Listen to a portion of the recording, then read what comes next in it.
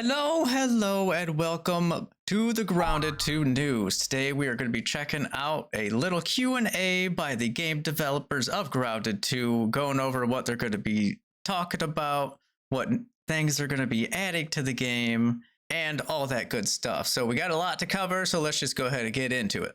First off, they mentioned that they are going to be adding all, or at least majority of all the assets from Grounded 1, including armor and weapons and all the building materials that they have, and just bringing in the old creatures that are not yet added to Grounded 2. So I am looking forward to that because Grounded 1 was a very good game, and adding everything from that to this one and then extra's just going to make it that much better. And then they got into more depth about the AXL fight. Yes, the AXL fight coming out on early beta access September 16th, and the full release of it will be September 30th. So I am super looking forward to that. I'm still not decided on if I want to play the beta or if I just want to wait for the full release, because usually betas have a bunch of issues with them and stuff. I'll have to think about that one. What do you guys think? Should I get into the beta and get some early access, or should I just wait for the full release? So they said that the AXL fight is actually going to be a multi-stage fight, kind of like the infected broodmother from Grounded 1. I'm sure all of you guys remember that fight. Absolutely terrifying fight. It dies, comes back, has more health, does a little bit more damage, a little bit faster attack. Absolutely scary fight. So it's definitely going to involve some of that, but they also said it's going to be more in depth than just that. So the next stage is going to be more than just having their health healed back up or just hitting faster and stuff like that. So I'm curious to see what that implementation is going to be, but I guess we're just going to have to wait for the release. And apparently it's going to be a super, super hard fight. They did mention that they were going to make it a joke to make the boss fight impossible to beat and see if the community could figure out a way to beat it themselves. Now, they didn't do that, but I think that would have been a pretty funny joke. It would have definitely sparked up some discussions among the community here. They mentioned that the Ranger and the Mage class are actually less played than the Rogue and the Fighting class. Now, I don't know about you guys, but I feel the same way. The Mage and the Ranger class just don't feel as, I guess, badass as the other ones. And we all know that Rogue is the dominating class right now, but as they implement new things, I think that's actually going to change over time as they rebalance stuff. They're talking about adding a trinket that could boost up the mage to make it maybe as strong as the Rogue class, or even with the Ranger build as well. So I am curious about that. I can't wait to make a super overpowered mage build. I love being the wizard. It's just not powerful enough to use all the time. They also mentioned that AXL will need a recipe to be summoned, so it is going to be a repeatable boss, just like the other ones in Grounded 1, just like the Broodmother and stuff like that. And I'm assuming we're going to have to go into AXL's arena and then maybe find the recipe there and then go back, make it, come back, and then fight them, just like it was with the Wasp on Grounded 1. And I am super curious what the ingredients for that said recipe are going to be, because we needed an oven to cook stuff for the first game. So yeah, I'm kind of curious. I'm assuming it's just going to be the strongest creatures in the game currently, and we just got to mix it together and feed the tarantula, get them to come out. They talked about skins just like they talked about with the little skin pack you could get with the game for an extra $10. I think it's called the Founders Pack. They kind of mentioned skins, but they don't really plan on adding anymore until the full release of the game, because they're more concentrated on just getting different armors in it with different looks and stuff like that. They get it that people want skins and want to have their own look and stuff, but I don't see them adding that for a very long time, so don't count on that one. Personally, myself, I did not get the skin pack because I think the armors just look cool as they are. They look really good. I love how they look. And just the fact you get so many different looks with all the armors, I'll just take that. That's good with me. And they did confirm that salt and sour are going to have similar effects to sizzle and fresh. So that's gonna be kind of cool to see what those things do. Like maybe sour will be like toxin damage, similar to venom, and maybe salt will make their attacks do less damage for some reason, or maybe something to that effect, maybe like a debuff. But I can't wait until they add that. And the fact that we are going to be able to imbue our items with the candies, I cannot wait for that to be added. But unfortunately, I don't think that's coming until the winter update. This first AXL update is not going to be that big of an update. They're just going to be adding the boss and some extra items with them and some like extra quality of life stuff, but it's not going to be that big of an update. And for everyone on PC having some performance issues, they will be adding some extra graphic options coming with the AXL update. So hallelujah to you guys, which is going to include 14 options to control the graphics to get a little bit more frames, make it a little bit more stable for everybody. I have no idea what those options are going to be. I'm assuming like shadow quality, light quality, stuff of that nature, texture quality. So don't run away from the game too soon. They will be adding some good options. And this update will be called Hairy and Scary. Absolutely hilarious name. I don't know who made that up in the company, but like kudos to you. That is absolutely hilarious. And it just happens to be something my wife also calls me.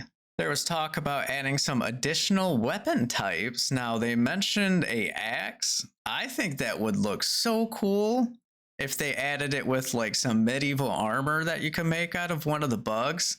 Like that would be so amazing. Have like a knight armor with a huge axe kind of thing. Like talk about the pinnacle of masculinity. I need it. And there was a hint that they mentioned that they might be adding a block to the bow. So right now using the bow, you cannot block, which makes the build a little bit hard to use. Because if you're just relying on dash, there's a lot of things you're going to get stuck on. And I have been stuck on a lot of things that have actually got me killed using the Ranger class. So seeing a block option would definitely make it a little bit more easier to use for people. And customizable scabbies will be making a return. Now, if you guys remember the scabbies that were spread across the world, you could pick these things up. They're like collectibles, but they also changed like the color and like textures of your UI, made it a little bit cooler to look at than just the standard. So that will be making a return, and I can't wait for that because I love having my own little custom menus and stuff like that. It makes me feel important. But they did not give a time frame on that, so we'll see when that comes out.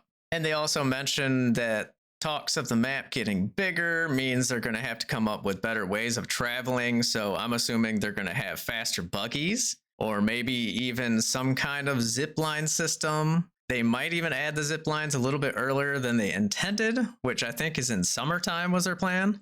Maybe even using the pneumatic tubes between ranger stations could be an option for like fast travel.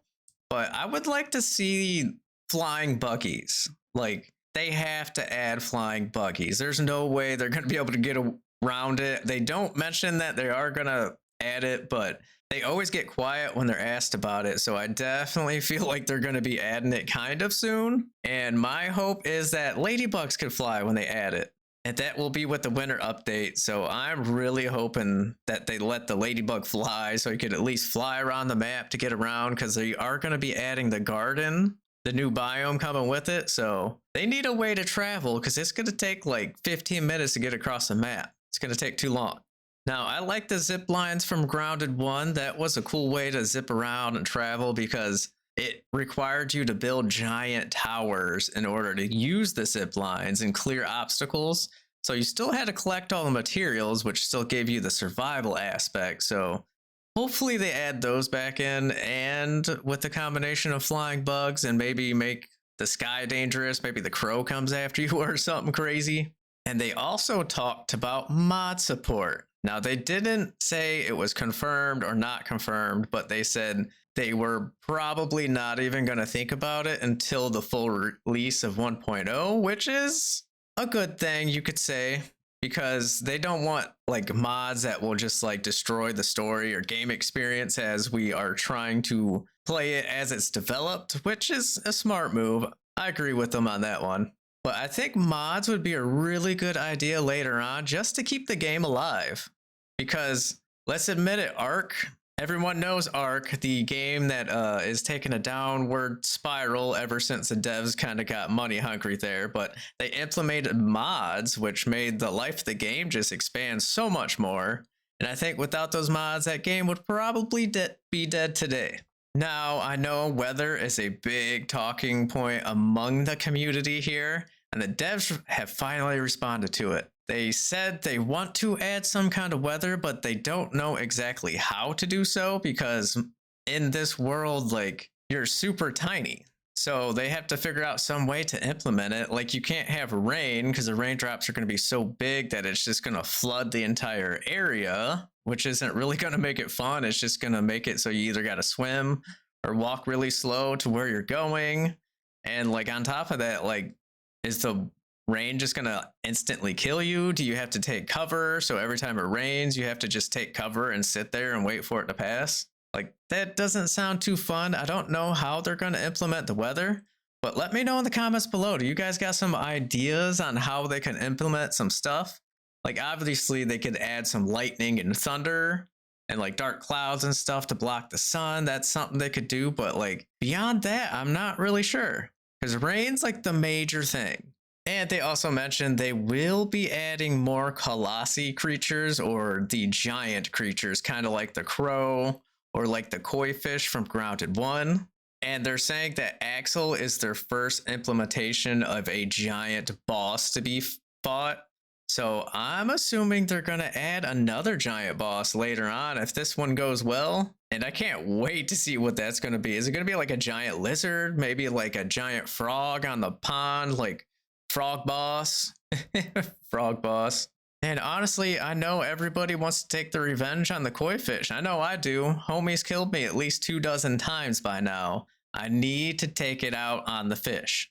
And they also mentioned that pets will be making a return. Now, they don't have a timestamp on this, but one of them did mention a cool idea where you could take your pet and put it into like a little saddle on your buggy so it can ride with you kind of thing. Like, I could just imagine it like flying through the yard on the orb weaver, aphid's antenna in the air, just enjoying the cruise going across the park. Like, that would be absolutely hilarious, but also awesome at the same time. For all the builders out there, including myself, they are going to be implementing a lot of quality of life improvements to building with new options on how to place things. They might be looking into placing stuff diagonally and just having, instead of having like 4 different ways you could switch it, maybe you could actually do like 8 different ways, and some new building materials. And they mentioned quality of life improvements with building. So they mentioned like a big grid system. So we might see something like that coming into the winter update too, hopefully, because I don't know about you guys, but I love building. You guys go check out one of my build tutorials on the channel. I would appreciate it. And thank you so much for your extra support. And they also said they will be adding some more world-changing events, just like on Grounded 1 when you plug the weed spray canister. It makes it so the infested creatures can kind of like sprawl across the whole yard, which added a huge extra challenge to the whole game, which I like that a lot. I think that was pretty sweet. Now, they said it's not going to be the same flavor as that one in Grounded 2, but let me know in the comments below, what do you guys think they're going to add for a world-changing event in this game? Do you think it's going to be some kind of toxic thing? Do you think it's going to be like something falling over, something blown up? Like, what are we going to be looking at here? But I think that is about everything they went over in the little stream here. So if you guys liked the video, smash that like button, subscribe to see some more awesome content. Special shout out to my members. Thank you guys so much for your extra support. Absolutely love you guys. And I will see you on the next one. Bye.